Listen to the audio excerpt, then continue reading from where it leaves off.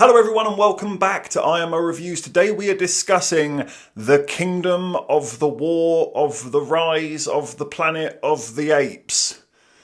They've really got to work on those titles. So The Kingdom of the Planet of the Apes is the start of a new trilogy after this recent trilogy we had in the past decade, revolving around the story of Caesar and his ape revolution, if you will. This one is a continuation, but it is picked up quite a considerable time after that trilogy. And I must admit, the trailers did absolutely nothing for me. I thought it looked lazy, cheap. It looked like this was the first movie of this franchise that was being put out for monetary gain more so than the fact that they actually had a story to tell. So I did go into this one quite apprehensively. I wasn't expecting a lot, but I can say it was a lot better than I expected. So let's get started with those positives. For starters, it still looks great. Motion capture really is starting to fine-tune itself and become very impressive, especially with the facial details, which has always been a bit of an issue when it comes to CGI. Motion capture seems to be able to iron those creases out. But even some of the smaller details, when the wind blows and their fur ruffles, I thought that was all very impressively done. I really enjoyed the sound design and the music here.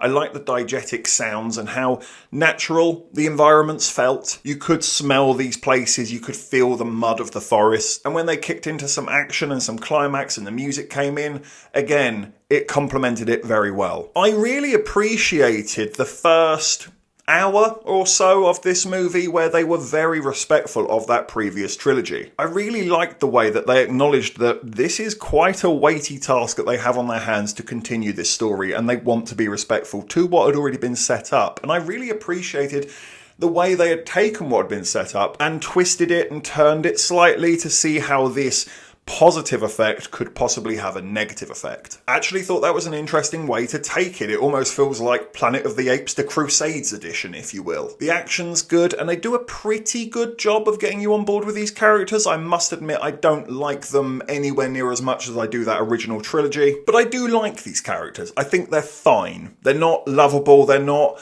poster worthy, or I can't wait to get back to these guys, but they're fine. They are fundamentally okay enough to be hooked to and go along with on a story. But do they have the depth and the weight and the gravitas and the connection that you get with a Caesar?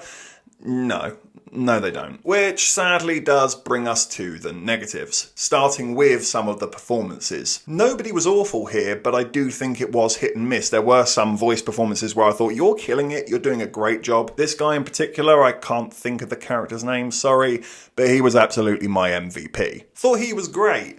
The main character, however, his voice just annoyed me, to be brutally honest with you. I didn't think the villain was great, to be honest. I thought he had some interesting potential, but it just isn't ever fully explored. And in the end, it makes him very redundant and quite pointless, and frankly not intimidating either. I don't think the film is all that well paced. When you finish it and look back on it, there does feel like there are quite a few significant scenes that don't really need to be there. It takes a while to get going, and that final act, it really did lose me, I must admit. Where that should have been climactic and really building, I felt it was declining personally. And I think that is the issue that this movie has, is that it never really manages to justify its own existence. That factor that I had at the beginning going in that worried me that this one feels like it's being made for monetary gain rather than having a story to tell, unfortunately proved to be true. It doesn't really have a reason to exist. If you do not see this movie,